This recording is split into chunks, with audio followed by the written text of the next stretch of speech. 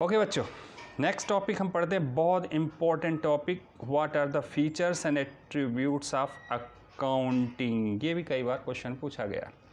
देखिए, अकाउंटिंग एक आर्ट है कि साइंस है, इसकी हमने अगर से सेपरेट वीडियो बना रखी है। कुछ लोगों को कहना है कि अकाउंटिंग एक आर्ट है, कुछ लोगों को कहना है अकाउंटिंग साइंस है। हमने आपको प्रीवियस वीडियो में पढ़ाई है, अकाउंटिंग आर्ट के ज़्यादा पास है, साइंस से थोड़ा दूर है। आर्ट क्यों है? क्योंकि हमारे रूल्स एंड रेगुलेशन को नॉलेज की ज़रूरत पड़ती है। साइंस क्यों है? क्योंकि प्रिंसिपल के बेस्ड पे ये बनाया जाता है और प्रिंसिपल बार बार चेंजेज होते जा रहे हैं, इसलिए ये अकाउंट जो है साइंस से थोड़ा सा दूर है। समझ में आ गई बात? अकाउंटिंग की जब डेफिनेशन पढ़ाई थी तो वहाँ हमने आपको बताया था, आप प्रीवियस वीडियो में जाके देख सकते हो कि अकाउंटिंग की डेफिनेशन क्या है। अकाउंटिंग की डेफिनेशन से ही इसके फीचर्स लिए गए हैं। अकाउंटिंग में क्या क्या चीज़ें होती हैं? रिकॉर्डिंग होती है, क्लासीफाइंग होती है और समराइजिंग होती है। हमने अब तब बताया था कि अकाउंटिंग में रिकॉर्डिंग कहाँ करते हैं? जर्नल बना के। क्लासीफाइंग कहाँ करते हैं? लेजर बना के। समराइज कहाँ करते हैं? ट्रायल बैलेंस और प्रॉफिट एंड लॉस बना के। समझ में आ रही बात? तो अकाउंटिंग में, अकाउंटिंग के इसका फीचर पहला क्या हो गया कि अकाउंटिंग दोनों है। क्या है? आर्ट है और साइंस है। दूसरा क्या लिखेंगे कि इसके अंदर क्या क्या चीज़ें आती हैं? 3 चीज़ें आती हैं, रिकॉर्ड आता है, क्लासीफाइंग आता है और समराइज आता है। नेक्स्ट है कि अकाउंटिंग जो रिकॉर्ड करता है केवल मनी के टर्म की ट्रांजैक्शंस को रिकॉर्ड करता है। मनी के अलावा कोई भी ट्रांजैक्शन चाहे जितनी भी इम्पोर्टेंट हो वो रिकॉर्ड नहीं करता। यही इसकी लिमिटेशंस भी हैं, है ना। लिमिटेशंस अभी पढ़ेंगे तो वहाँ भी आपको पता चल जाएगा कि इसकी ये लिमिटेशंस भी हैं। ठीक है।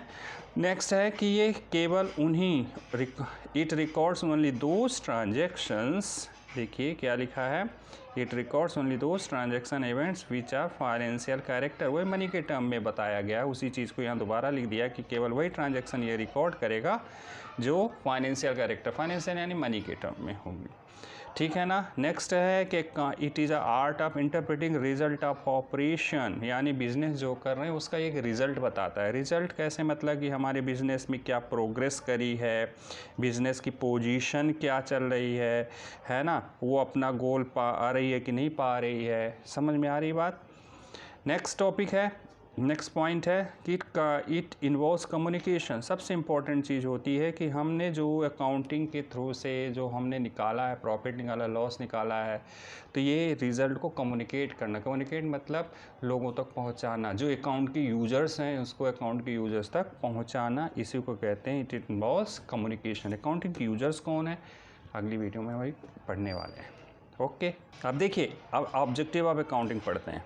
हमने एक ट्रिक बना रखी है और इस ट्रिक से आपको याद आ जाएगा RPLFI। ठीक है ना। अब RPLFI का भी मतलब आप समझ जाएंगे।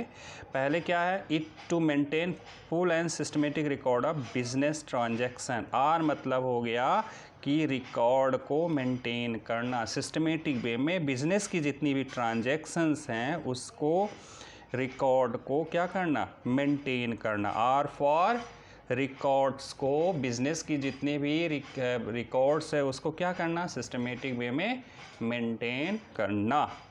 PL का मतलब क्या हो गया? PL का मतलब हो गया प्रॉफिट एंड लॉस। ये देखिए, हमने पहले वाले टॉपिक के लिए रिकॉर्ड्स भी आपको फिगर दे रखी है। कभी आप रिवाइज अब करोगे तो केवल फिगर देख के आप सब काम कर लोगे। सर्टेन। दूसरा क्या है कि अकाउंटिंग के ऑब्जेक्टिव क्या है? प्रॉफिट एंड लॉस पता करना। अब प्रॉफिट एंड लॉस कैसे पता करेंगे? प्रॉफिट एंड लॉस पता करने के हम प्रॉफिट एंड लॉस अकाउंट बनाएंगे। अब तुम पूछोगे प्रॉफिट एंड लॉस अकाउंट कैसे बनाते हैं, उसके लिए हमें एक छोटा सा फॉर्मेट दे रखा है मैंने, ऐसे प्रॉफिट एंड लॉस बनता है। इसका अलग से तो एक चैप्टर ही है 11th क्लास में, तो वो आपको पता चल जाएगा कैसे बनाते हैं, आप बनाओगे ही लास्ट चैप्टर। ठीक है ना। नेक्स्ट टॉपिक है फाइनेंशियल पोजीशन पता, डिपिक्ट करना। डिपिक्ट मतलब दिखाना। ये दिखाता क्या? हमारे बिजनेस का फाइनेंशियल पोजीशन। फाइनेंशियल पोजीशन कैसे दिखाओगे बिजनेस का? फाइनेंशियल पोजीशन पता करने के लिए हम क्या बनाते हैं? Balance sheet. क्या बनाते हैं? Balance sheet. अब बैलेंस शीट कैसी होती है? बैलेंस शीट इस तरह से कुछ फॉर्मेट हमने दे रखा है। ठीक है ना। बैलेंस शीट में एसेट्स होती हैं, लाइबिलिटीज़ होती हैं, एसेट्स भी लिखी जाती हैं, लाइबिलिटी भी लिखी जाती है। बैलेंस शीट कई तरह की बनती है, 2 तरह की बनती है। सोल प्रोप्राइटर की अलग बनती है और कंपनी की अलग बनती है। ठीक है ना। तो बैलेंस शीट एक ऐसा स्टेटमेंट होता है जिसमें आप सारी एसेट्स एंड लाइबिलिटीज़ लिखी होती हैं। ठीक है ना। फाइनेंशियल पोजीशन बताता है। नेक्स्ट है to provide accounting information to interested parties. Account जो है सारी इंफॉर्मेशन देता है जितने भी इंटरेस्टेड पार्टीज होती हैं, जो अकाउंट बिजनेस से हमारे रिलेटेड होती हैं, उनको ये सारी क्या देता है, इंफॉर्मेशन। अब कौन कौन से इंटरेस्टेड पार्टीज होती हैं, तो ये हमने लिखा है इंटरेस्टेड पार्टीज को हम यूजर्स भी कहते हैं, ठीक है ना। तो अकाउंटिंग के यूजर्स कौन हैं, बड़े ध्यान से देखिए। ओनर्स, दो तरह के यूजर्स होते हैं, एक इंटरनल यूजर होते हैं और एक एक्सटर्नल यूजर होते हैं जो अकाउंट को यूज़ करने वाले। इंटरनल यूजर वो होते हैं जो हमारे बिजनेस से रिलेटेड होते हैं। इंटरनल यूजर में कौन कौन आते हैं, ओनर्स, मैनेजर एंड एम्प्लॉइज या वर्कर्स। और एक्सटर्नल यूजर में कौन आते हैं, investors, lender, supplier, customer, tax authorities, government, auditors and public. इनकी यूजर्स को हम डिटेल पढ़ेंगे अगली वीडियो में, ठीक है ना।